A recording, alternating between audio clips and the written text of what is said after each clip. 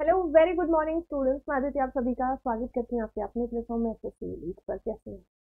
चलिए शुरुआत करते हैं सेशन की। और यूपी पुलिस यूपीएसआई वाले बच्चे बिल्कुल इस सेशन में बने रहे। और देखो, डेली आप पढ़ रहे हो तो क्या आप उस चीज को रिवाइज कर रहे हो? इतना कुछ डेली पढ़ते हो, डेली 40 क्वेश्चन हम लगा रहे हैं, कॉन्सेप्ट के साथ हम पढ़ रहे हैं। तो क्या आप जो भी पढ़ चुके हैं, क्या आपको वो रिवाइज हुआ है, याद है? अगर उन पर बेस्ड क्वेश्चंस आगे आपके पूछे जा रहे हैं, एक्सपेक्टेड क्वेश्चंस अभी हम कर रहे हैं, तो क्या वो क्वेश्चंस आपके सही हो रहे हैं? अगर गलत हो रहे हैं, वापस से पुरानी क्लासेस जो भी हुई हैं उन्हें रिवाइज करते रहें। कॉन्सेप्ट के साथ हम पढ़ रहे हैं। अगर किसी भी क्वेश्चन में किसी को डाउट आता है तो पूछिए। कोशिश करें कि सुबह 10 बजे आप लाइव सेशन में जुड़ें। जब लाइव सेशन में आप आते हैं, कोई क्वेश्चन आपसे पूछा गया है, आप उसका आंसर नहीं कर पा रहे हैं, तो उस क्वेश्चन का आंसर आप क्यों नहीं कर पाए? क्योंकि आप उसके पीछे का कॉन्सेप्ट नहीं जानते हैं, या आप क्वेश्चन समझ नहीं पाए हैं, है ना? तो दो चार ही रीजन होते हैं। तो उस क्वेश्चन को पूरा कॉन्सेप्ट के साथ समझेंगे। नहीं समझ में आ रहा है, दोबारा से पूछेंगे। फिर भी समझ में नहीं आ रहा, फिर से पूछेंगे। तो यही फायदे होते हैं लाइव सेशन के। आपका डाउट साथ के साथ क्लियर हो रहा है, आपको पूरा कॉन्सेप्ट मिल रहा है क्वेश्चन के पीछे। इसीलिए कहा जाता है लाइव सेशन में जुड़िए। बहुत सारे स्टूडेंट जब बाद में क्लास को देखते हैं तो 1 घंटा आप सुबह में निकाल सकते हैं हिंदी के लिए। बाकी सेशन की क्लासेस जो हो रहे हैं आपके, जैसे करंट अफेयर है या जीएस की क्लास है, वो सब इवनिंग में हो रही है। ठीक है, चलिए तो बढ़ते हैं बिना देरी के क्वेश्चन की तरफ। अपना स्कोर जरूर चेक करें।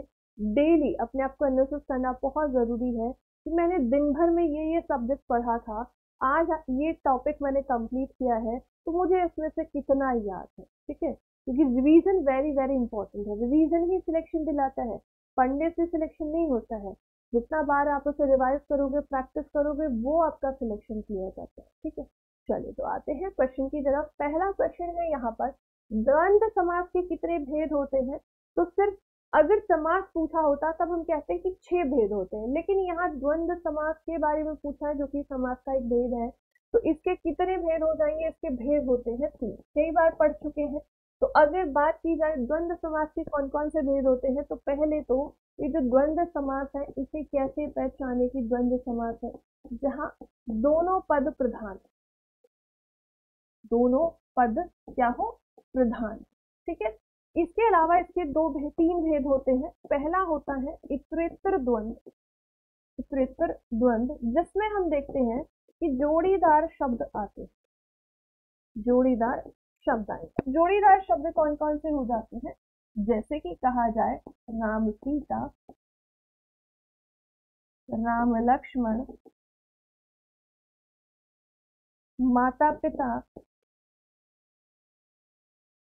भाई बहन। ये क्या है? जोड़ीदार शब्द है। ठीक है, ऑप्शन सी आ गया, बिल्कुल सही। दूसरा जो भेद होता है वो हो जाएगा आपका समाहार द्वंद। और समाहार द्वंद का अगर अर्थ समझे तो इसमें किस प्रकार के शब्द आते हैं? इसमें हम देखते हैं कि यहाँ पर एक दूसरे के स्थान पर आने वाले पूरक शब्दों का प्रयोग किया जाता है। वो पूरक शब्द कौन कौन से हो सकते हैं?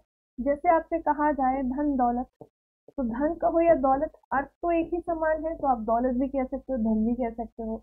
आप क्या कह सकते हो? रुपया पैसा कह सकते हो, रुपया पैसा। तो ये दोनों एक दूसरे के स्थान पर प्रयोग किए जा सकते हैं। आते हैं तीसरे भेद की तरफ। तीसरा भेद होता है वैकल्पिक द्वंद्व। और ये जो वैकल्पिक द्वंद्व है, इसमें हम किस प्रकार के शब्द देखते हैं? इसमें विलोम शब्द देखने को मिलेंगे जो एक दूसरे के विपरीत अर्थ देते हैं। ठीक है, जैसे दिन रात, दिन रात, पाप पुण्य, पाप पुण्य, धन, धन तो हो गया है भाई, इसमें चला जाएगा। आपसे कहा जाए धर्म अधर्म, धर्म अधर्म। ठीक है, आंसर 3 हो जाएगा, मतलब 3 भेद होते हैं। अगले क्वेश्चन की तरफ आते हैं। 2 नंबर है, अपादान तत्पुरुष समास का सही शब्द चलिए। यहाँ पर तत्पुरुष समास को पढ़ लेते हैं कि तत्पुरुष समास, इसके कितने भेद हो जाएंगे? इसके 6 भेद होते हैं। इसको कैसे पहचाने? जहां पर आपको क्या दिखे? कारक, परसर्ग जहां पर आते हैं या विभक्ति जहां पर आती है। ठीक है, कौन कौन से हो जाएंगे? पहला होता है कर्म तत्पुरुष, जिसमें क्या आएगा? को परसर्ग आता है। दूसरा अपादान, अपादान तत्पुरुष, ठीक है, इसमें से विभक्ति आती है। तीसरा आ जाएगा संप्रदान, तत्पुरुष जिसमें के लिए और को परसर्ग आता है, ठीक है। फिर उसके बाद आ गया चौथा करण तत्पुरुष जिसमें से या के द्वारा परसर्ग का प्रयोग किया जाता है। फिर उसके बाद है संबंध तत्पुरुष, संबंध तत्पुरुष, और इसमें हम देखते हैं बहुत सारे परसर्ग आते हैं, ता, ती, के, ना, नी, ने, रा, री और रे, ठीक है। उसके बाद आता है छठा अधिकरण तत्पुरुष, और इसमें हम देखते हैं कारक परसर्ग क्या आते हैं, वे और पर आते हैं। पहला जो है, अगर हम इसको तोड़े, पहले वाले को यदि हम तोड़ेंगे तब अर्थ क्या निकलेगा, मद से माता, मद से माता। यहाँ पर क्या है, यहाँ करण तत्पुरुष है। रस से भरा, यहाँ पर भी क्या है, यहाँ पर भी करण तत्पुरुष है। रोग से ग्रस्त, रोगग्रस्त, रोग से ग्रस्त, यहाँ पर भी क्या होगा, यहाँ पर भी करण तत्पुरुष है। और ऑप्शन डी में देखेंगे रोग से मुक्त, मतलब रोग से अलग हुआ है, तो यहाँ ऑप्शन डी हमारे क्वेश्चन का आंसर होगा। अपादान तत्पुरुष की जब हम बात करते हैं तो इसमें जो परसर्ग आता है से परसर्ग, है ना, तो किन किन स्थितियों में से परसर्ग आएगा, कि कहीं से निकलने की बात हो, ठीक है, किसी से अलगाव हो रहा हो, अलग हो रहे हैं, कुछ सीखने की बात हो, वहां पर भी क्या हो सकता है, अपादान तत्पुरुष हो सकता है।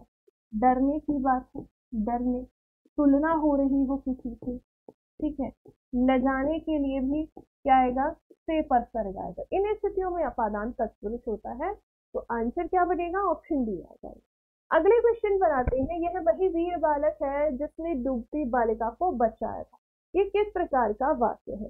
जब हम वाक्य के रचना के आधार पर भेद जानते हैं तो रचना के आधार पर कितने हो जाएंगे वाक्य के भेद, 3 हो जाएंगे, ठीक है, आधार पर 3 होते हैं। कौन कौन सा, पहला सरल वाक्य है, दूसरा संयुक्त वाक्य है, और तीसरा होता है मिश्र वाक्य, ठीक है। अब यहाँ देखो ऑप्शन को कि यही क्या है, यही वह वीर बालक है जिसने डूबती बालिका को बचाया, तो वह का संबंध किससे हो जाएगा, जिससे। तो जहां पर भी इस प्रकार से एक दूसरे से रिलेट करते हुए संबंधित शब्द हम देखते हैं वहां पर संबंधवाचक सर्वनाम है। और जब आपसे वाक्य में पूछेगा रचना के आधार पर तो वहां पर क्या होता है, मिश्र वाक्य होता है। एक बात पर दूसरी बात आश्रित होती है या एक वाक्य दूसरे वाक्य पर आश्रित होता है, एक स्वतंत्र होगा और दूसरा उस पर आश्रित होता है। संयुक्त वाक्य में 2 स्वतंत्र वाक्य होते हैं जिन्हें जोड़ने के लिए योजक शब्द का प्रयोग किया जाता है। तो 2 स्वतंत्र वाक्यों को जोड़ा जाता है किसमें, संयुक्त वाक्य में। लेकिन यहाँ पर क्या हुआ है, यहाँ एक बात पर निर्भर दूसरी बात करिएगी, यह वही वीर बालक है जिसने क्या किया था, जिसने डूबती बालिका को बचाया था, ठीक है। तो इस आधार पर हम कहेंगे कि ऑप्शन बी हो जाएगा। अगले क्वेश्चन पर आते हैं। 4 नंबर है, लोकोक्ति के बारे में पूछा है कि लोकोक्ति की विशेषता क्या नहीं है। कई बार मैं बता चुकी हूँ कि लोकोक्ति और मुहावरे में एक बड़ा डिफरेंस समझना, एक बड़ा अंतर समझना, कि जब हम उदाहरण की बात, किसकी बात करते हैं, मुहावरे की बात करते हैं, तो मुहावरा एक वाक्यांश होता है, एक वाक्य का अंश होता है, ठीक है। और जो लोकोक्ति होती है ये एक पूर्ण वाक्य होती है। लोकोक्ति एक पूर्ण वाक्य होती है, ठीक है। इसके अलावा और क्या पढ़ना है हमें लोकोक्ति के बारे में, लोकोक्ति किसी सत्य बात या घटना, सत्य है जो बात होती है या किसी घटना या किसी अनुभव पर आधारित होती है, ठीक है,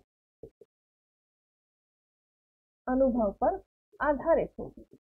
अब देख लेते हैं क्या क्या दिया है इसके बारे में, कि स्वतंत्र वाक्य होते हैं, लोक प्रचलित उक्ति है, बिल्कुल, लोक में जो आप एक देखते हो ना कि बहुत सारे लोग हैं जो मान लो भी वर्तमान में कोई घटना घटी है तो उसको लेकर एक पुरानी बात, कोई बीत चुके समय में कोई बात हुई होगी, उसको रिलेट करके बताते हैं। आगे दिए हैं, अनुभूत सत्य छिपा होता है। अनुभूत मतलब जिसका अनुभव किया जा चुका है, वैसे सत्य पर आधारित होती है, बिल्कुल ठीक है। एक वाक्यांश होता है, ये गलत है। क्या होती है? पूर्ण वाक्य होती है, तो यहाँ ये वाक्यांश नहीं होगी, बाकी सभी ठीक है। क्वेश्चन नंबर 5 पर बढ़ेंगे। क्लास को शेयर भी कर दीजिएगा और अगर किसी को किसी भी क्वेश्चन में कोई डाउट है तो पूछ लीजिएगा।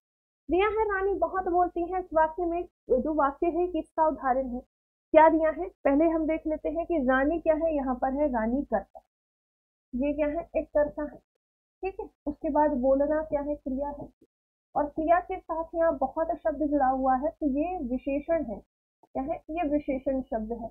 अब आते हैं क्वेश्चन की तरफ। क्या दिया है? रीतिवाचक क्रिया विशेषण है, तो रीतिवाचक में क्रिया की विशेषता बताई जाएगी और क्रिया का ढंग हमें पता चलता है, क्रिया का आयोजित होने का तरीका या फिर ढंग जहां पता चले वहां पर क्या होता है, वह रीतिवाचक क्रिया विशेषण है। गुणवाचक में हम किसी के गुणों की बात करते हैं कि कोई ईमानदार है, कोई चालाक है ना, ईमानदार है, चालाक है, सुंदर है, मोटा है, पतला है। परिमाणवाचक में हम क्रिया के जो है, जब हम क्रिया का प्रयोग करते हैं, क्रिया में हम कुछ मापतोल कर रहे होते हैं, ठीक है। तो वाक्य में, क्रिया में मापतोल, मापतोल जहां हो रहा हो, ठीक है। उसके बाद परिमाण बोधक विशेषण, ये जो है ये विशेषण का भेद है, और इसमें हम देखेंगे कि विशेषण शब्द का प्रयोग किया जाता है तो वहां पर कुछ मापने तोलने वाले शब्दों का प्रयोग होता है। अब क्वेश्चन पर आते हैं। यहाँ क्रिया की बात हो रही है, क्रिया विशेषण है, किस प्रकार का है? परिमाणवाचक है। इसमें किस प्रकार के शब्द आते हैं? इतना, उतना,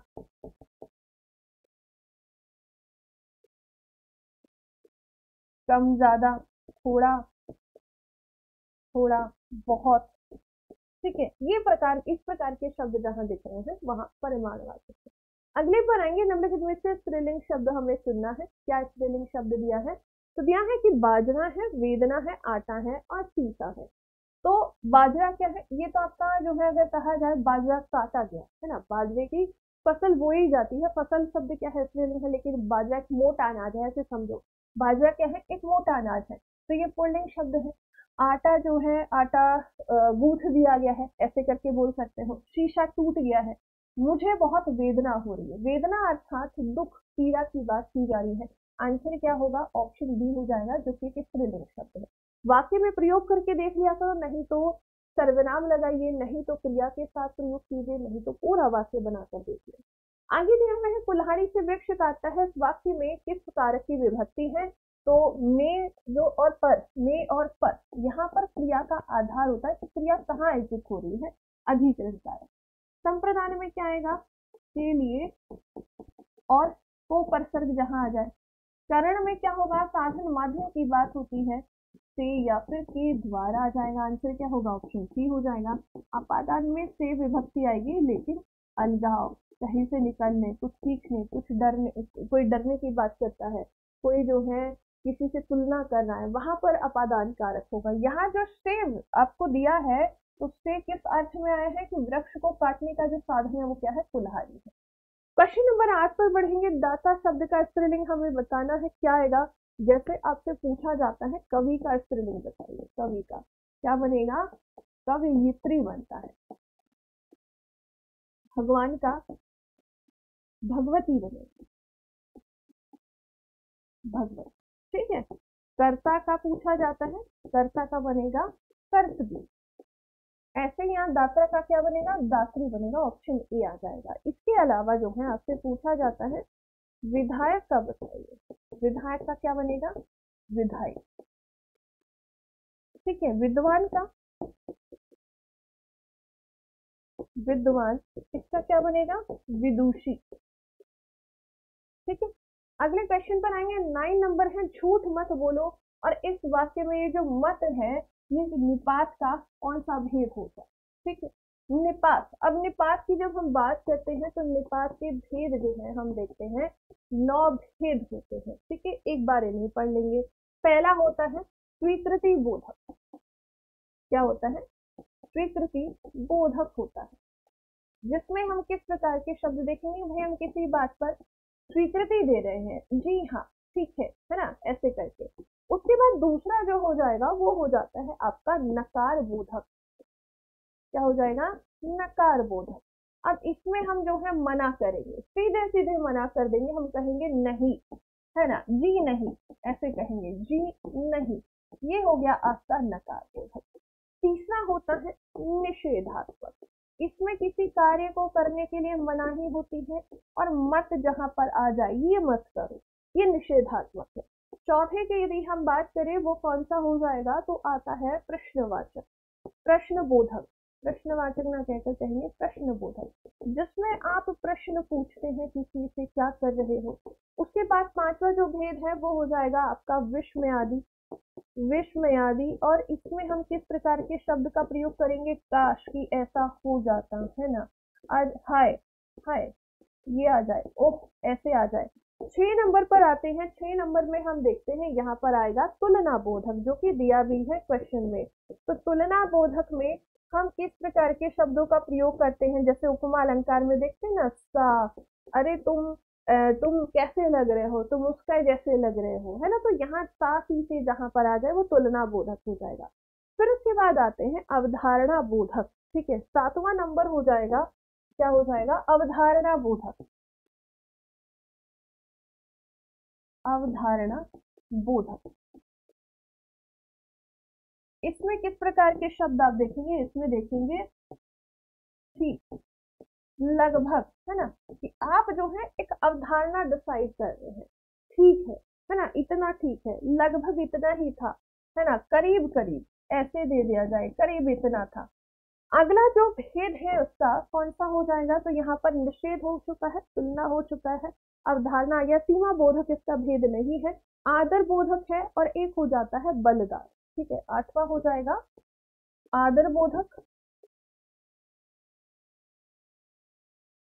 और 9 नंबर हो जाएगा बलदायक, ठीक है। वेरी वेरी इंपॉर्टेंट क्वेश्चन है, किसी को कोई डाउट लगे तो पूछ लेना।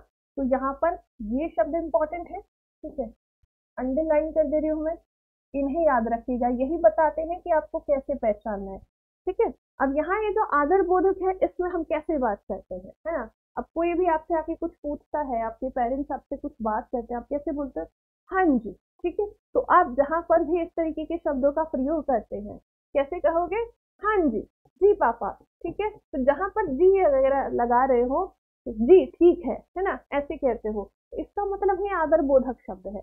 उसके बाद आते हैं बलदायक। बलदायक में किसी बात पर बल देने के लिए, ये काम तो तुम्हें करना ही पड़ेगा, है ना, वहां भी तो जाना ही है, ठीक है, अरे यहाँ तो जाना ही पड़ेगा, ठीक है, तब तक तो आ ही जाना। तो ये शब्द क्या है, बलदायक है। यहाँ क्या दिया है, झूठ मत बोलो। तो मत जो है ये किसके लिए आया है, यहाँ पर ऑप्शन 4 नंबर देखो, क्या आ जाएगा, डी आ जाएगा, निषेध बोधक है, ठीक है। अगले क्वेश्चन पर आएंगे, 10 नंबर पर बढ़ते हैं। मरीचि और मरीचि, ये शब्द युग्म है, इसका सही अर्थ बताना है, किस प्रकार के शब्द युग्म है ये दोनों शब्द कहे जाते हैं सम श्रुति, सम श्रुति भिन्नार्थक शब्द है। ये सुनने में तो लग रहे हैं समान, लेकिन अर्थ इनका भिन्न है, अलग है।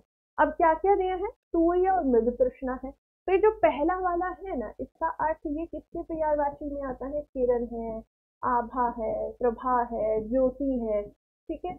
अब उसके बाद ये वाला किसके लिए आता है, ये सूर्य के लिए आता है। देखो यहाँ ऑप्शन बी को, जिसमें क्या दिया है, किरण और सूर्य है, आंसर ऑप्शन बी आ जाएगा, क्योंकि मृग तृष्णा नहीं है, चंद्रमा नहीं है, प्रकाश और एक राक्षस इसके अर्थ में नहीं आते हैं। अगले क्वेश्चन पर बढ़ते हैं। क्लास को शेयर भी करते रहे, किसी को कोई डाउट हो तो पूछ लेना।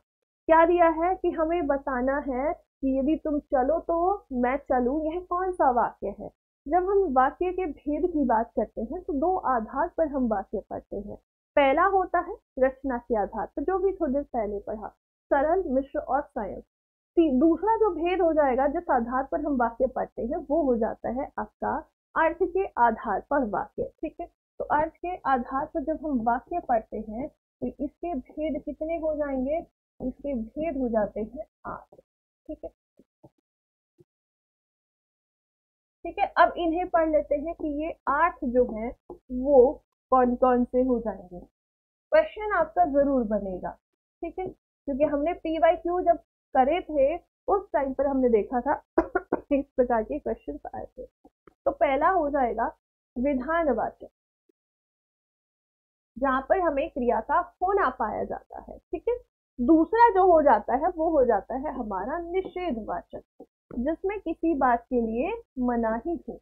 तीसरा आ जाएगा आज्ञावाचक या आज्ञार्थक या आज्ञावाचक, ठीक है, जहां पर आज्ञा दी जा रही है, ठीक है। उसके बाद चौथा आ जाएगा आपका इच्छावाचक। क्या आ जाएगा? इच्छावाचक, जहां पर आप किसी को अपनी इच्छा के बारे में कहते हैं, आप दीर्घायु हो, आप जीवन में खुश रहे, ये सब हमारे आशीर्वाद होते हैं। उसके बाद जो है आपका आता है विस्मयवाचक, ठीक है। क्या आ जाएगा? विस्मयवाचक आ जाएगा, जिसमें आप चौंक जाते हैं, अरे ये क्या हो गया, ठीक है। उसके बाद यह है संकेतवाचक।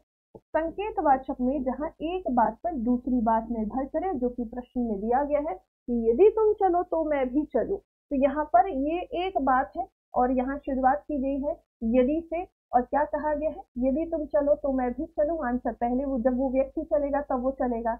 आंसर क्या आ जाएगा? ऑप्शन सी आ जाएगा। उसके बाद जो है आपके दो भेद और बचते हैं, बताइए कौन कौन से? कई बार हम पढ़ चुके हैं, दो भेद और बचे हैं। क्या आ जाएगा यहाँ पर दो भेद में? तो एक बचा है संदेहवाचक और एक बचा है प्रश्नवाचक, ठीक है। क्या आ जाएगा? एक है आपका संदेहवाचक, जहां पर आप किसी पर कार्य के होने पर संदेह आपको हो, ठीक है। उसके बाद प्रश्नवाचक में आप प्रश्न पूछते हैं। अगले क्वेश्चन पर आएंगे, 12 नंबर पर बढ़ते हैं। इसमें दिया है बारहसिंघा में कौन सा समास है? इसको देखना, 70% स्टूडेंट्स इसे गलत करेंगे, ठीक है। अब देखो, द्विगु समास में जहां प्रथम पद क्या हो? प्रथम पद एक संख्या होती है, वहां पर द्विगु समास होता है। कर्मधारी में हम देखते हैं कि जहां प्रथम जो पद है वो एक विशेषण शब्द होता है और दूसरा पद विशेष्य होता है। अव्यय भाव में प्रथम पद जो है ये क्या होता है? एक अव्यय शब्द हो, कोई क्या हो? उपसर्ग हो, उपसर्ग आ जाए, यह शब्द की जहां आवृत्ति हो जाए। बहुव्रीहि में क्या होता है? जहां तीसरा अर्थ या तीसरा पद प्रधान है। ये जो बारहसिंघा शब्द है, अब इसको बहुत सारे स्टूडेंट क्या करेंगे कि बारहसिंघा है अर्थात 12 सिंह वाला, तो इसको ऑप्शन डी भी लगा सकते हैं, लेकिन ये विशेष पशु के लिए आया है ना? क्या है? एक विशेष जीव के लिए प्रयोग हुआ है, तो यहाँ पर हम क्या करेंगे? ऑप्शन ए करेंगे, इसमें बहुव्रीहि समास होगा, इसमें ऑप्शन डी मत कीजिएगा, ठीक है। क्वेश्चन नंबर 13 पर बढ़ेंगे। इनमें से कौन सा शब्द कालवाचक अव्यय है? अब अव्यय में हम पढ़ते हैं विकारी और अविकारी शब्द। जब हम अविकारी पढ़ते हैं उसमें 4 भेद होते हैं, क्रिया विशेषण, संबंध बोधक, समुच्चय बोधक और विस्मय आदि। तो यहाँ कालवाचक अव्यय में क्रिया विशेषण का ये भेद है, 4 भेद होंगे क्रिया विशेषण के, काल, स्थान और परिमाण और रीतिवाचक। अब इसमें ये आपसे पूछा गया है कि जो कालवाचक है वो कहाँ पर है? कालवाचक में हमें समय के बारे में पता चलेगा। प्रश्न क्या दिया है? अब से, अब का मतलब अभी, है ना? समय की बात हो रही है। उसके बाद ये कहा जाएगा, तो ये स्थान की बात की जा रही है, ये क्या है? ये स्थान की बात हो रही है। आगे आते हैं, उधर गया है, ये भी स्थान की बात कर रहा है, पेड़ के नीचे है, ये भी स्थान है। तो यहाँ इन तीनों में क्या है? अगर आपसे पूछा जाए तो ये स्थानवाचक क्रिया विशेषण है, स्थानवाचक क्रिया विशेषण, और ऑप्शन जो ए है ये हो जाता है हमारे क्वेश्चन का आंसर। अगले क्वेश्चन पर आएंगे, 14 नंबर, कौन से शब्द में स्वर संधि है? संधि के भेद कितने होंगे? तो संधि के भेद होते हैं 3। इतना सिंपल भी क्वेश्चन पूछा गया है। स्वर संधि, व्यंजन संधि और तीसरा होता है विसर्ग संधि, ठीक है। अब इसमें कहा गया है कि जो स्वर संधि है उसके कितने भेद हो जाएंगे? तो स्वर संधि के भी कितने होते हैं? 5 भेद होते हैं, ठीक है। जिसमें पहला क्या आ जाएगा? पहला है दीर्घ, दूसरा है वृद्धि संधि, तीसरी यण संधि, 4th नंबर पर होती है गुण संधि और 5th नंबर पर आ जाएगा अयादि संधि, ठीक है। अब क्वेश्चन को देख लेते हैं, ऑप्शन में क्या क्या है। अधोगति, इसको जब तोड़ेंगे तो क्या आ जाएगा? अध प्लस गति आ जाएगा, ठीक है। उसके बाद ये है उच्चारण, उत प्लस चारण, ये इसका संधि विच्छेद है। दिग्गज क्या होगा, दिक प्लस गज हो जाएगा। और यहाँ पर मनवंतर है, इसको जब तोड़ेंगे तो यहाँ पर क्या आएगा, मनु प्लस अंतर आ जाएगा।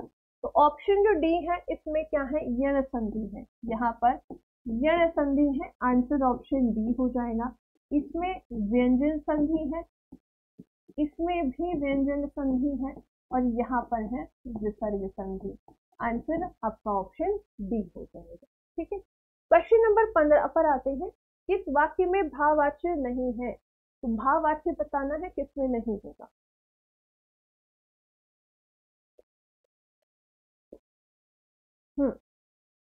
देखो, भाववाच्य, वाच्य के कितने भेद होते हैं, वाच्य के होते हैं 3 भेद।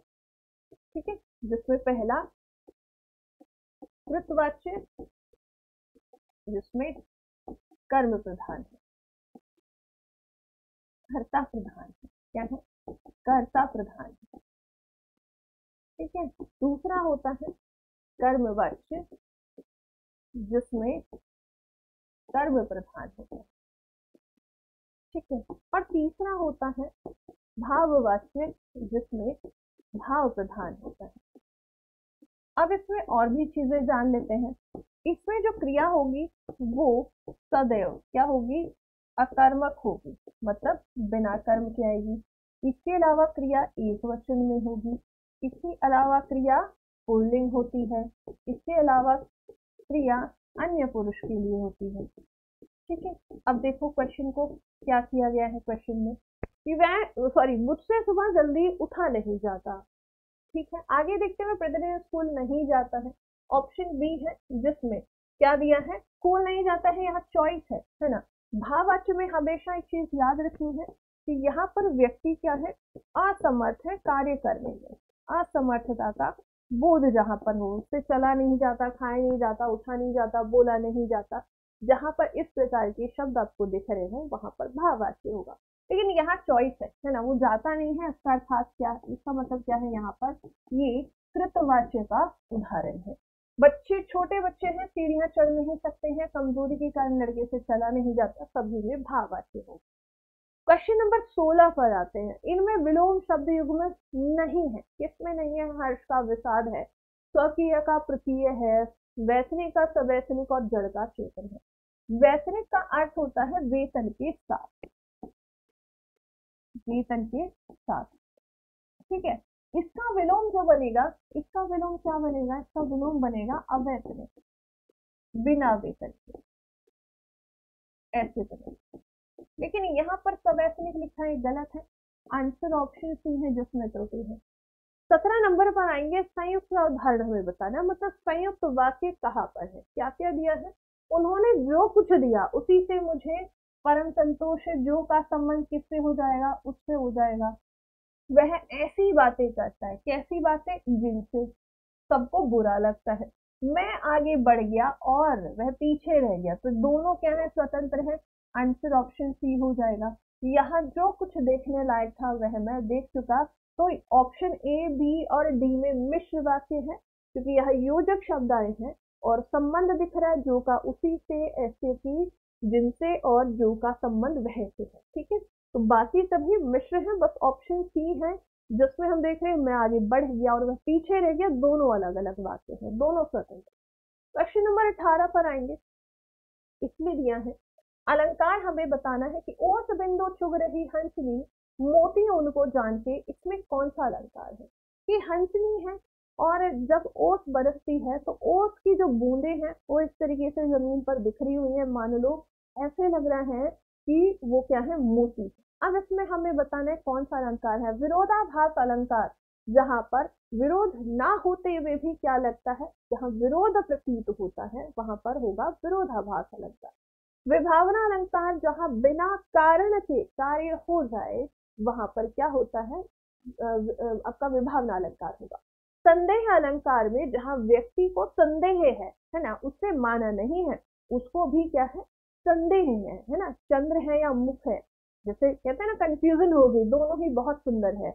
अब ये यहाँ कंफ्यूजन क्रिएट हुई है, और भ्रांति मान में होता है कि हमने उस चीज को दूसरी वस्तु को जिसके बारे में हम सोच रहे थे, कल्पना जिसके बारे में कर रहे थे, हम उसे मान चुके होते हैं कि ये उसी के जैसा है। ठीक है, तो यहाँ पर क्या हुआ है, ओस की बूंदों को हंसनी ने मोती मान लिया है, और संदेह में क्या होगा, यहाँ माना नहीं है, अभी वो असमंजस की स्थिति में है। तो इसमें आंसर क्या हो जाएगा, यहाँ भ्रांति मान अलंकार है। ठीक है, अगले क्वेश्चन पर आएंगे, 19 नंबर पर बढ़ते हैं। सरल या साधारण वाक्य बताइए, जहां अभी रेगिस्तान है वहां किसी समय जंगल था, तो जहां का संबंध किससे होगा, वहां से हो जाएगा, मिश्र वाक्य है। मेरा भाई यहाँ आएगा या मैं उसके पास जाऊंगा, ऑप्शन ये क्या है, अच्छा ऑप्शन ए क्या है, मिश्र वाक्य है, इसमें ये मिश्र वाक्य है, ये क्या हो जाएगा, ये वाला संयुक्त वाक्य है। ठीक है, उसके बाद जो जितना मानते हैं उसको, जो का संबंध उससे हो जाएगा, यहाँ पर भी मिश्र वाक्य है। फिर उसके बाद दिया है ऑप्शन नेक्स्ट वाला, डी, दिन का थका हुआ आदमी रात को खूब सोता है, ये आपका सरल वाक्य है। क्वेश्चन नंबर 20 पर आएंगे, कमजोर द्वारा शक्ति प्रदर्शन करना या नष्ट होने के करीब पहुंचना, ये भावार्थ है और इससे हमें बताना है किस लोकोक्ति से रिलेट करता है, किसका ये अर्थ है। क्या ये अपने मुंह या मिट्ठू बनना, इसका क्या हो जाएगा, अपनी तारीफ कम ही कर लेना। होते ना कुछ लोग जो किसी और की तारीफ से मोहताज नहीं होते हैं, अपने बारे में खुद ही बता देते हैं कि मुझ में ये एक हो गया है। उसके बाद यह है अधजल गगरी छलकत जाए, इसका मतलब है कि ज्ञान तो कम है लेकिन दिखावा ज्यादा है। उसके बाद यह चींटी के पैर निकलना, बिल्कुल चींटी के पर है, पैर नहीं है, क्या है, पर है, पर, हाँ पर है। ऑप्शन क्या हो जाएगा, सी हो जाएगा। मेरी बिल्ली मुझे से म्याऊं, मुझे से ज्ञान सीखा है, मुझे ही ज्ञान सिखाने लगे, इससे क्या कहेंगे, मेरी बिल्ली मुझे से म्याऊं। क्वेश्चन नंबर 21 पर आते हैं। क्लास की टाइमिंग 10 बजे है और बहुत सारे ऐसे बच्चे हैं जो क्या करते हैं, बाद में क्लास को देखते हैं। तो वो बच्चे जो बाद में क्लास देख रहे हैं, उनसे भी मेरा एक क्वेश्चन है कि आप सुबह 10 बजे क्लास में नहीं आ पा रहे हैं, तो क्या 4 बजे वाला टाइम ठीक था, बताओ भाई। अगर 4 बजे वाला टाइम ठीक लग रहा था तो एक बार कमेंट बॉक्स में बता देना कि एग्जैक्टली टाइमिंग क्या चाहिए, क्योंकि देखो क्लास तो हो रही है डेली, बट आप लोग क्लास में नहीं आते हैं। इसका मतलब ये है कि भाई एक पर्टिकुलर टाइम फिर से वैसे चूज किया जाए जिस टाइम मोस्टली स्टूडेंट्स अवेलेबल है। अर्ली मॉर्निंग, दोपहर में, किस टाइम मोस्टली देखना जहाँ पर सबसे ज्यादा स्टूडेंट्स कमेंट करेंगे, जिस टाइम पर उस टाइम पर क्लास को शिफ्ट करेंगे। ठीक है, तो आप सभी थोड़ा बताइएगा कि सुबह अर्ली मॉर्निंग आप पढ़ना चाहते हैं तो दोपहर को क्लास आपको चाहिए, क्योंकि इस टाइम तो मैं देख रही हूँ पिछले एक हफ्ते से हमारी क्लास हो रही है और स्टूडेंट्स नहीं आ पा रहे हैं। या तो आप लोग शेयर नहीं करते हैं क्लास को, है ना, या तो आप शेयर नहीं कर रहे हैं, या आप लोग जो है सोचते हैं हिंदी हम पढ़ लेंगे आराम से, तो इतना भी इजी नहीं है हिंदी को समझना। प्रैक्टिस करोगे तभी जाकर प्रिपेयर हो पाएगी। 40 में से आपके कितने क्वेश्चन सही होते हैं उसके लिए आप, और देखो मानो अब आप अभी लाइव सेशन में आप बाद में क्लास को देख रहे हैं, वहां आप बहुत समय लेते हैं, वहां आप अपने अकॉर्डिंग आंसर करते हैं कि ठीक है मुझे इस क्वेश्चन में 3 मिनट लग रहे, इस क्वेश्चन में 2 मिनट लग रहे, इस क्वेश्चन में 1 मिनट लगा। लेकिन जब आप लाइव सेशन में होते हो तो यहाँ सबको समान टाइम मिलता है, हर क्वेश्चन में समान जो है मतलब टाइम में देती हूँ, क्वेश्चन पढ़ा उसके बाद आंसर, उससे पहले अगर आपका आंसर आ रहा है तो ठीक है ना, मेरे क्वेश्चन का आंसर करने से पहले अगर आपका आंसर आ रहा है तो एग्जैक्टली वो ठीक है। लेकिन अगर आप बाद में क्लास को देखते हुए धीरे धीरे, स्पीड एकदम स्लो है, आराम आराम से पढ़ रहे हैं, तो वो सिर्फ आप रीडिंग कर रहे हैं, तो रीडिंग ना करें, आंसर को अपना एक टाइम के अंदर आंसर करना सीखें, क्वेश्चन का आंसर एक्यूरेट भी होना चाहिए। ठीक है, आते हैं इस क्वेश्चन पर, कौन सा वाक्य भूतकाल का है। अब भूतकाल कितनी बार हम पढ़ चुके हैं, तो भूतकाल के कितने भेद होते हैं, 6 होते हैं, जिसमें पहला होता है क्या, सामान्य भूत, जिसमें क्या होता है, केवल क्रिया होती है, अंत में सहायक क्रिया नहीं होगी। दूसरा होता है पूर्ण भूतकाल, जिसमें क्रिया समाप्त हो चुकी है। तीसरा होता है अपूर्ण भूत, जिसमें क्रिया अभी भी भूतकाल में चल रही है। चौथा हो जाएगा आसन्न भूत, जिसमें लगेगा क्रिया अभी अभी संपन्न हुई है। पांचवा हो जाएगा संदिग्ध भूत, जिसमें क्रिया की समाप्ति पर हमें क्या है, संदेह है। और छठा होता है हेतु मदभूत, जिसमें हम देखते हैं कि एक क्रिया पर दूसरी क्रिया निर्भर करती है, लेकिन किसमें, भूतकाल। हाँ जी, वेरी गुड मॉर्निंग अनुष्का। अब यहाँ पर दिया है कौन सा, भूतकाल का, पूर्ण भूत की बात की जा रही है, तो पूर्ण भूत के लिए हमें क्या देखना है, पूर्ण भूत में क्रिया पूर्ण हो चुकी होगी, है ना, तो क्रिया के साथ क्या आ जाए, जहां पर भी क्या हो, था, थी और थे आ जाए। अब देखो क्वेश्चन में क्या है, वह काम कर चुकी, यहाँ केवल क्रिया है, इसके साथ कोई सहायक क्रिया नहीं है। वह काम कर, वाह क्या काम करती थी, तो यहाँ तो त्रुटि हो गई, काम कर रही थी, ये क्या है, अपूर्ण भूत है, क्या है, ये अपूर्ण भूत है, क्रिया अभी संपन्न नहीं हुई है, चल रही है, मैं काम कर चुकी थी, ऑप्शन बी आ जाएगा, और इसमें तो वैसे ही त्रुटि है, ठीक है, आंसर क्या बनेगा, बी बनेगा, ठीक है। हाँ जी, वेरी गुड मॉर्निंग। अगले क्वेश्चन पर आएंगे। अच्छा, अनुष्का को गुड मॉर्निंग था, चलो जी, बहुत अच्छी बात है, शोभित कुमार क्वेश्चन का आंसर करेंगे। निम्न में से किस क्रिया में दो कर्म हम देख रहे हैं, द्विकर्मक क्रिया हमें बता दी है ना, क्या देखना है, जहां पर भी हमें द्विकर्मक क्रिया दिखाई दे, ये जो द्विकर्मक क्रिया होगी, इसमें जो प्रथम कर्म होता है, इससे क्वेश्चन आया है, प्रथम कर्म एक प्राणीवाची होगा, एक प्राणी होगा, और इसके साथ को उपसर्ग आएगा, ठीक है, उसके बाद जो इसमें द्वितीय कर्म होगा, दूसरा कर्म होगा, वो कोई निर्जीव वस्तु होती है, ठीक है, ये भी आपको याद रखना है। अब देखो क्या दिया है, रमेश ने फल खरीदे, तो यहाँ क्या हो रहा है, ये सकर्मक क्रिया है, केवल एक कर्म है और एक क्रिया ये करता होगा। मनोज ने अच्छा खाना पकाया, ठीक है, तो यहाँ खाना पकाना, और ये भी कहेंगे सकर्मक क्रिया है। राधा अच्छा नाची, ये क्या है, अकर्मक क्रिया है, ये अकर्मक है। और जब हम ऑप्शन सी की बात करते हैं, तो रमेश करता है मुकेश को, ये पहला कर्म हो गया, खिलौना दिया, ये दूसरा कर्म है, आंसर ऑप्शन सी हो जाएगा, ठीक है। अगले क्वेश्चन पर बढ़ेंगे, क्वेश्चन नंबर 23 है, इसमें पूछा है पूर्वकालिक क्रिया, वर्तनी इसकी गलत लिखी हुई है, क्या होता है, पूर्व कालिक होता है, जहां कर्ता एक क्रिया समाप्त करके तुरंत दूसरी क्रिया प्रारंभ कर दे, वहां पर पूर्वकालिक क्रिया प्रथम क्रिया हो, ठीक है।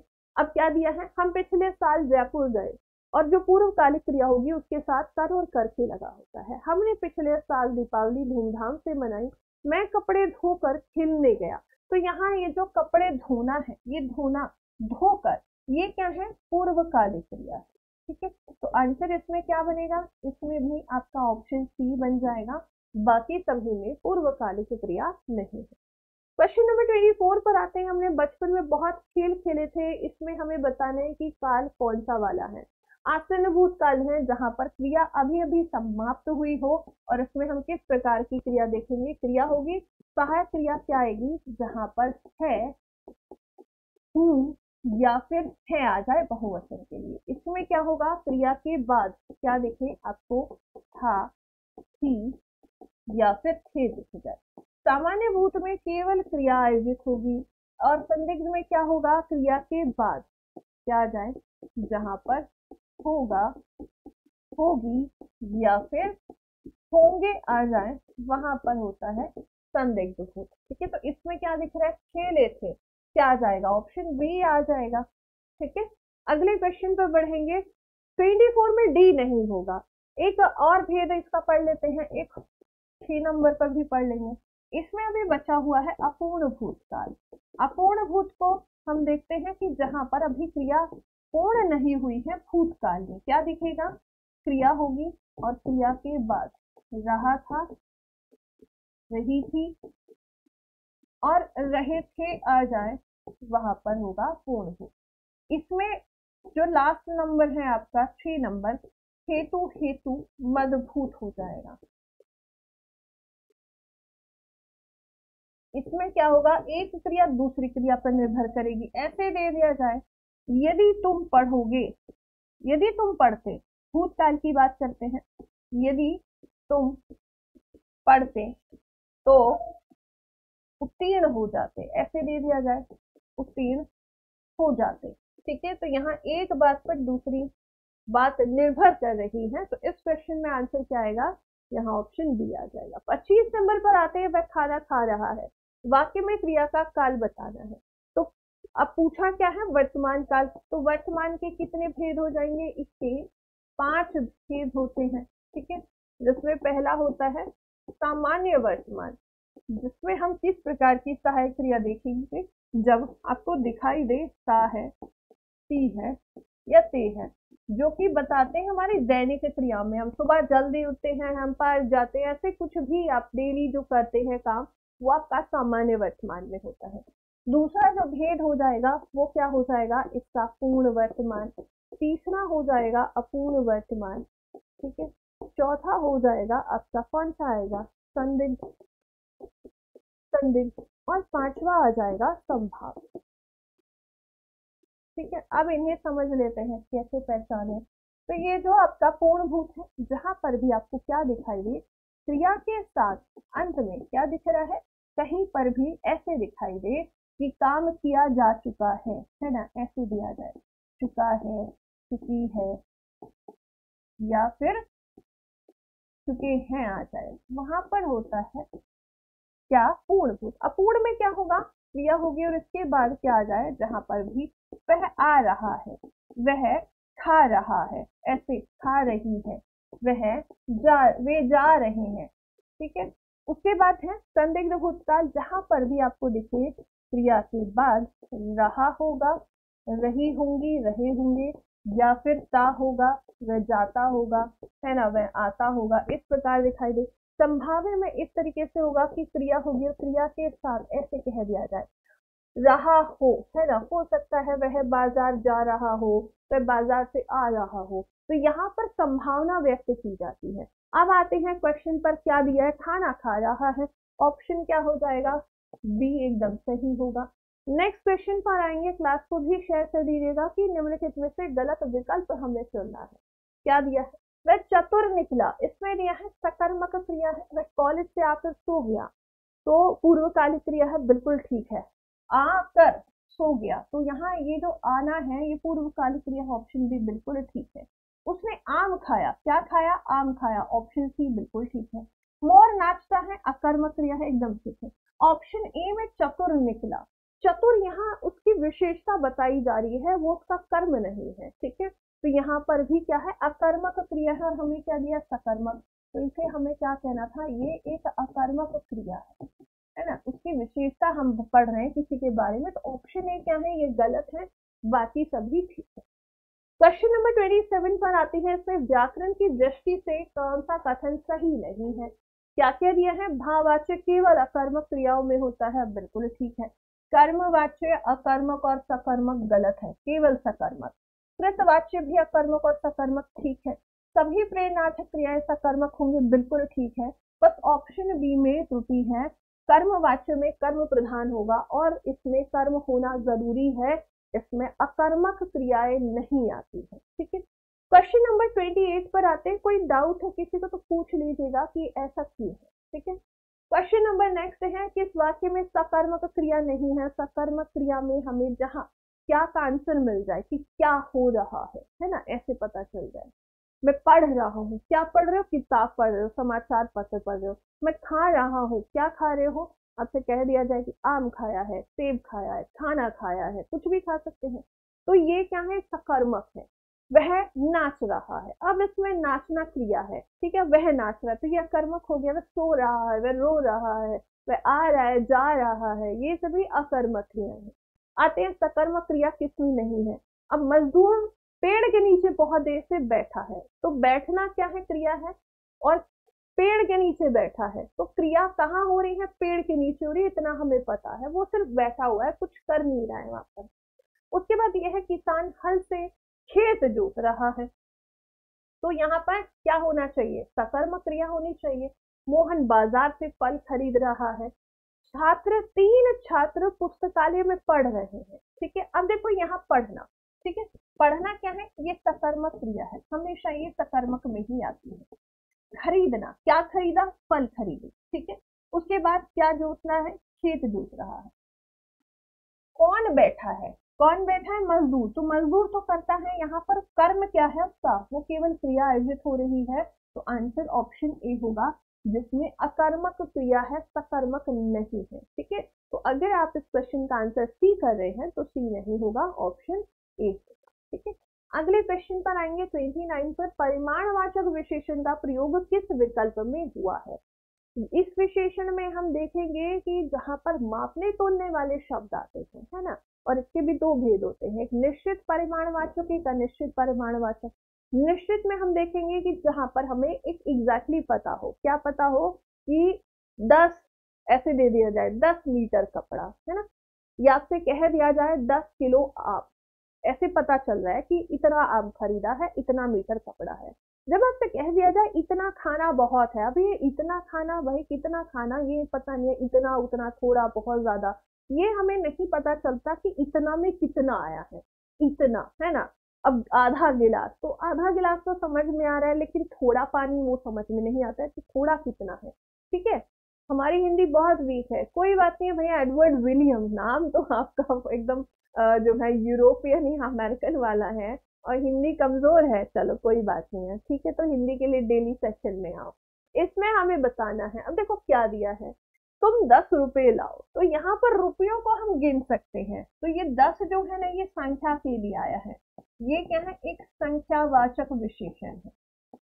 ठीक है, उसके बाद रोटियां कम खाता हूं, तो रोटियों को गिना जा सकता है ना, रोटी आप गिन सकते हो, तो ये किसमें चला जाएगा, ये आपका चला जाएगा अनिश्चित संख्यावाचक, अनिश्चित संख्यावाचक में। ठीक है, कुछ आदमी कुछ पक्षी लाए, आदमी और पक्षियों को भी गिन सकते हैं, तो ये भी आपका अनिश्चित में चला जाएगा।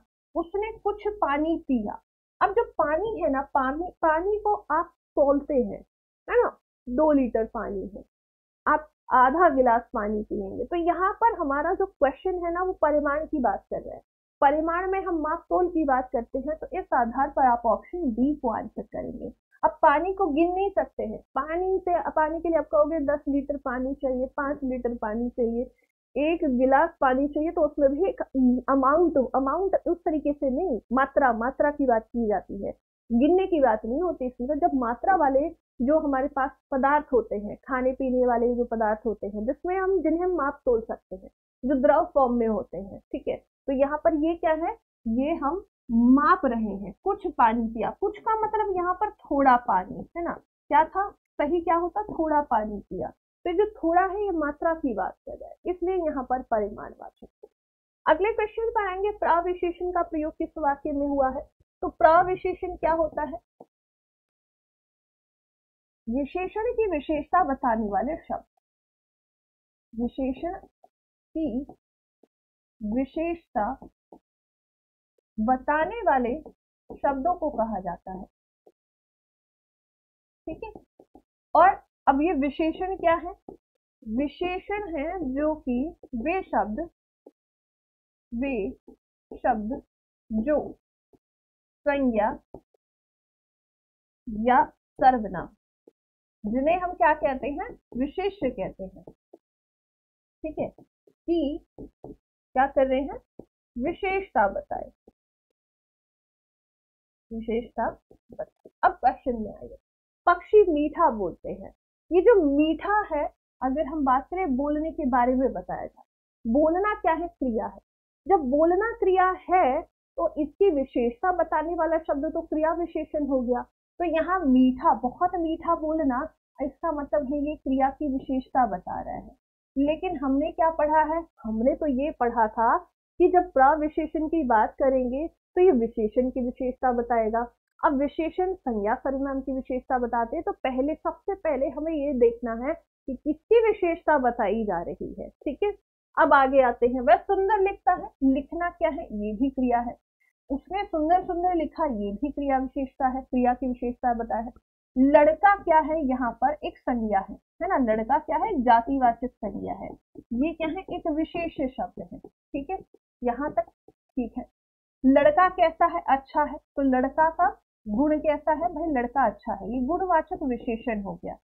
लड़का बहुत अच्छा है, ये आपका प्रविशेषण हो गया, तो आंसर क्या आ गया आपका, ऑप्शन डी इस क्वेश्चन का आंसर होगा। अब डी क्यों है वो आप समझ गए, अगर नहीं समझ में आया तो पूछ लीजिएगा कि डी क्यों है। ठीक है, बोलना क्रिया है, लिखना क्रिया है, ठीक है, उसके बाद सी में भी लिखा है, वो भी क्रिया है, लेकिन यहाँ लड़का जो है वो एक संज्ञा है, और उसके बारे में कुछ बताया जा रहा है कि लड़का अच्छा है, और अच्छा ही नहीं बहुत अच्छा है, तो बहुत से शब्द जो है ये प्रविशेषण है। ठीक है, चलिए अगले क्वेश्चन पर आएंगे। 31 पर बढ़ते हैं। निम्न में से रीति काल का कवि कौन है? तो जयशंकर प्रसाद, निराला जी और सुमित्रा नंदन पंत जी। ये तीन लोग जो हैं, कौन कौन तीन लोग? ये तीन लोग ये आते हैं छायावाद,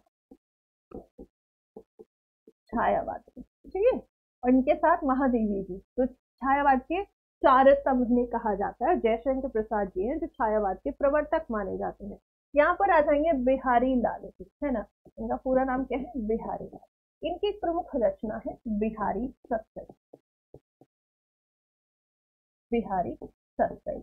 इनकी जो मुख्य भाषा रही, अगर हम भाषा की बात करें तो इनकी जो भाषा थी वो हो जाती है ब्रज भाषा। ठीक है, इस बिहारी सत्संग में इन्होंने 719 दोहे हैं जो लिखे हैं। ठीक है, यही इनका एक प्रमुख सबसे जो फेमस रचना रही है वो यही रही है। ठीक है, अगले क्वेश्चन पर आते हैं। हिंदी के स्पर्श व्यंजन के 500 वर्गों में दूसरे चौथे वर्ण कौन से होते हैं, क्या कहलाते हैं? हम देखो स्पर्श व्यंजन की यदि हम बात करें, स्पर्श व्यंजन कौन से हो जाएंगे? तो स्पर्श व्यंजन होते हैं आपके क से लेकर म तक, इनकी संख्या होती है 25। ठीक है, अब यहाँ पर मैंने आपसे कहा था कि जब इनको आपको रिवाइज करना हो तो डेली क्लास में बने रहो। KCMDO, जहाँ पर पहला ये कंठे है, ये तालव्य से उच्चारित होने वाला है, ये मूर्धन्य से उच्चारित होंगे। ठीक है, जो यहाँ पर आएंगे। फिर उसके बाद दंते हैं और ओष्ठे हैं। अब इसके बाद क्या करो? कचट तप कर लेंगे। क्या कर लेंगे? कचट तप। अब ये आपके वर्ग आ गए, कचट तप। ठीक है, हर वर्ग में 5 क्या होंगे? वर्ण होंगे। ठीक है, जैसे कि बात करें यहाँ पर क, ख, ग, थ और प, च, छ, ज, झ और ञ। ठीक है, ट, ठ, ड, ध और क्या आ जाएगा? अण। त, थ, द, ध, न, न। ठीक है, उसके बाद प, फ, ब, भ और म। ये हो गए आपके 25। अब इसमें सॉरी, इसमें ये पूछा है इन्होंने कि जो सेकेंड वाला है ये दूसरा, और उसके बाद पूछा है चौथा, ये कौन से हो जाएंगे? तो यहाँ पर मैंने देखा है कि आंसर आया है अघोष और महाप्राण है। ओके, अनुष्का आपका आंसर नहीं आया। अब भैया आप तो कह रहे थे कि आपकी हिंदी कमजोर है, हिंदी तो आपकी काफी सही लग रही है। तो इसमें जो है अगर हम बात करें यहाँ पर क्वेश्चन का आंसर क्या होना चाहिए, तो महाप्राण है, ये महाप्राण भी होंगे। इसके अलावा और क्या पूछा गया है? तो यहाँ और अगर देखा जाए तो बाकी को भी देख लेंगे। तो ये ऑप्शन बी को आंसर करेंगे, ये महाप्राण है। बाकी जो बच्चे अल्प प्राण में क्या आ जाएंगे? विषम वाले आ जाएंगे, 1, 3 और 5। ये क्या हो गए? अल्प प्राण हो गए। अब घोष और अघोष और दिए हैं, तो घोष कौन से हो जाएंगे? घोष हम कहेंगे कि यहाँ पर जो 3, 4, 5 लास्ट वाले जो होते हैं ना, कौन से हो जाएंगे? 3, 4 और 5। और यहाँ पर पहला और दूसरा ये घोष व्यंजन है। तो यहाँ दूसरा और चौथा महाप्राण है, और अल्प प्राण जो बाकी बचते हैं घोष में आपका पहला और दूसरा आएगा। तो ये साथ के साथ अघोष और महाप्राण नहीं हो सकते हैं। ठीक है, अगले क्वेश्चन पर आते हैं। कोई डाउट हो किसी को पूछ लीजिए। क्वेश्चन नंबर नेक्स्ट पर आते हैं, जिसमें पूछा है 33 में शुद्ध वर्तनी का चयन करें। अनुनासिक कैसे लिखा जाता है? अनुनासिक वो स्वर होते हैं जिनका उच्चारण हम जो है नाक और मुंह दोनों से करते हैं। जैसे अनुस्वार है, विसर्ग है, अ बोलते हैं। ठीक है, लग रहा है ना नाक से भी बोल रहे हैं, तो अनुनासिक नहीं होगा, अनुनासिक है। ऑप्शन क्या आ जाएगा? डी आ जाएगा, अनुनासिक। ये वाला अनुनासिक एकदम सही होगा। ठीक है, चलिए तो बढ़ते हैं नेक्स्ट क्वेश्चन की तरफ। क्लास को शेयर भी करते रहिए, कोई डाउट हो किसी को तो पूछ लेना। नेक्स्ट क्वेश्चन पर आएंगे। यशोदा में प्रयुक्त संधि का हमें नाम बताना है, तो यशोदा शब्द को छोड़ेंगे। ठीक है, अब देखो कभी भी हम ओ को पढ़ते हैं हम गुण संधि पढ़ते हैं, लेकिन गुण जो है स्वर संधि है, तो दोनों तरफ स्वर होना चाहिए, लेकिन यहाँ ऐसा नहीं है। तो यहाँ पर यश प्लस ओ को ऐसे रखो और इसको इधर ले आओ। अब ये तो एक व्यंजन है, तो अब यहाँ पर ओ के स्थान पर विसर्ग रख दे। अब क्या बनेगा? यश प्लस दा बन जाएगा। ये इसका संधि विच्छेद है। संधि कौन सी हो गई? विसर्ग संधि। ठीक है, चलिए नेक्स्ट क्वेश्चन पर आएंगे, आगे है मृग नयन में समास बताना है। मृग नयन मतलब मृग के समान नयन, जैसे हिरण की आंखें होती हैं वैसे ही आंखें हैं। तो उसका अर्थ क्या है, अव्ययभाव है, कर्मधारय तत्पुरुष द्वंद्व, तो इसमें तो दोनों पद प्रधान होंगे। यहाँ पर तत्पुरुष में कोई परसर्ग नहीं है, उपसर्ग नहीं है, अव्यय शब्द नहीं है। इसका अर्थ क्या है, मृग के समान आंखों वाली, है ना, मृग के समान आंखें, ऐसे कह सकते हैं, आंखों वाली ठीक है ना, मृग नयनी हो जाएगा वो तो आंसर क्या आएगा, ऑप्शन बी आ जाएगा। क्योंकि यहाँ पर विशेषण क्या है कि भाई आंखों की विशेषता कैसी है कि मृग के समान, हिरण के समान है। तो आंसर क्या बनेगा, जहां पहला पद विशेषण और दूसरा पद क्या हो, विशेष्य हो, वहां पर क्या होता है, कर्मधारय समास होता है। जब हम किसकी बात करते हैं, अव्यय भाव की बात करते हैं, तो इसमें जो प्रथम पद होता है ना, वो क्या होता है, कोई उपसर्ग हो जाए, है ना, जैसे कह दिया जाए आजन, जीवन भर, ठीक है। ऐसे ही कोई अव्यय शब्द हो, दूसरा अव्यय शब्द हो, जैसे यथाशक्ति कहा जाए, ठीक है। और तीसरा हो जाए जहां पर शब्द की आवृत्ति, शब्द की जहां आवृत्ति हो जाए, मतलब शब्द बार बार आ जाए, है ना, दिनों दिन, धड़ाधड़, वहां पर क्या होता है, वहां पर आपका अव्यय भाव होता है। तो इस क्वेश्चन का आंसर ऑप्शन बी होगा। अगले पर आएंगे जिसमें कोई पद प्रधान नहीं होता तथा अन्य अर्थ प्रधान होता है। तो यही हमें जो है पहचानने में इजी लगता है इस आधार पर कि जहाँ कर्मधारय है, यहाँ पर हम कहेंगे कि प्रथम पद, ऐसे परिभाषा पूछी जाती है, प्रथम पद क्या हो, एक विशेषण शब्द हो, ठीक है। अव्यय भाव में अभी बताया, जहाँ प्रथम पद क्या हो, एक उपसर्ग हो, कोई अव्यय शब्द हो, अव्यय, या क्या हो, शब्द की जहां आवृत्ति हो, ठीक है। जब हम शब्द को तोड़ते हैं और हमें क्या दिखे, कारक परसर्ग हमें नजर आए। आज के सेशन को आप फिर से देख लीजिएगा, शुरू में मैंने समासी बताया था, बहुव्रीहि इस क्वेश्चन का आंसर होगा। और इसमें हम एग्जाम्पल कहें, कहीं पर आपसे कह दिया जाए पीताम्बर, है ना, पीले वस्त्र धारण करने वाले, चक्रधर, चक्र को धारण करने वाले कौन है, विष्णु जी है, दशानन कह दिया जाए, ठीक है।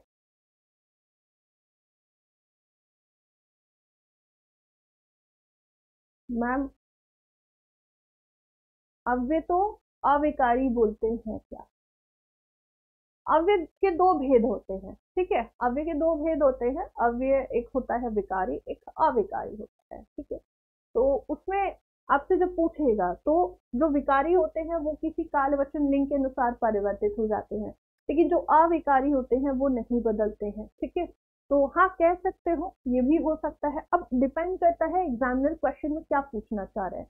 अव्यय अविकारी होते हैं, विकारी भी होते हैं, अविकारी भी होते हैं, दोनों टाइप के होते हैं, ठीक है।